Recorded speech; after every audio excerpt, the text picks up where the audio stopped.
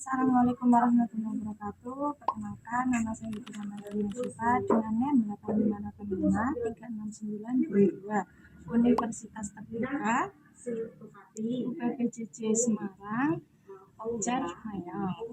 Di sini saya akan melakukan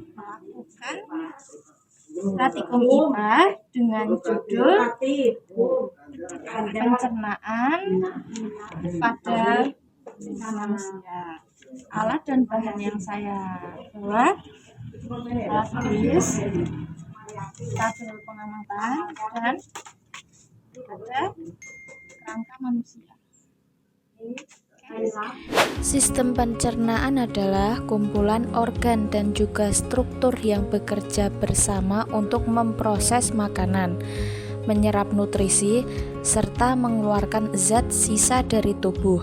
Proses ini dimulai dari mulut, di mana makanan dikunyah dan bercampur dengan enzim dalam air liur, lalu lanjut ke kerongkongan, lambung, usus halus, serta juga usus besar.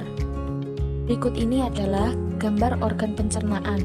Agar lebih jelas, mari kita jabarkan satu persatu untuk mengetahui fungsinya.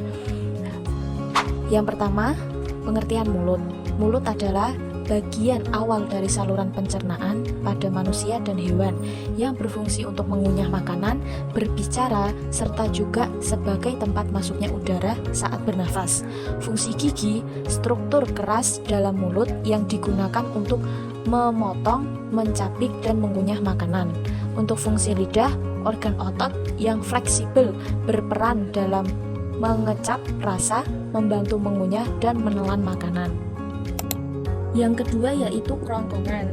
Kerongkongan adalah sebuah bagian dari saluran pencernaan yang berbentuk tabung panjang dan berfungsi sebagai penghubung antara organ faring dengan lambung. Kerongkongan terdiri dari otot rangka di bagian atas dan otot polos di bawah untuk mendukung gerakan peristalistik. Yang ketiga adalah lambung. Lambung adalah organ berbentuk kantung yang merupakan bagian dari sistem pencernaan manusia.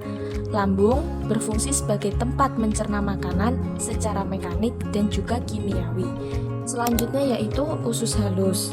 Usus halus adalah bagian dari sistem pencernaan manusia yang berupa saluran panjang berbentuk tabung yang terletak di antara lambung dan usus besar. Usus ini berfungsi untuk mencerna makanan. Di dalam usus halus terdapat dedonum dan jejunum. Dedonum berfungsi untuk melanjutkan pencernaan makanan, khususnya untuk pencernaan kimiawi. Sedangkan fungsi dari jejunum adalah untuk menyerap sebagian besar nutrisi dari makanan yang sudah dicerna. Selanjutnya yaitu usus besar. Usus besar adalah akhir dari saluran pencernaan manusia yang berfungsi untuk menyerap air dan juga elektrolit dari sisa makanan serta membentuk dan menyimpan fases sebelum dikeluarkan melalui anus. Dalam usus besar terdapat kolon dan regnum. Kolon adalah berfungsi untuk menyerap air dan garam dari sisa makanan serta membantu pembentukan fases.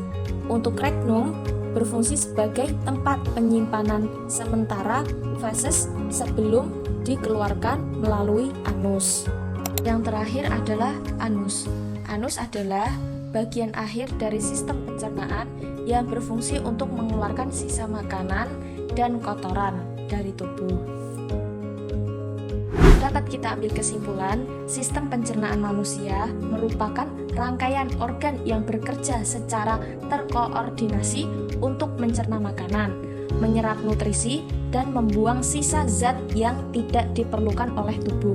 Proses ini dimulai dari mulut, dilanjutkan ke kerongkongan, lambung, usus halus, usus besar, hingga anus dengan bantuan enzim dan cairan pencernaan. Sekian dari saya dan terima kasih.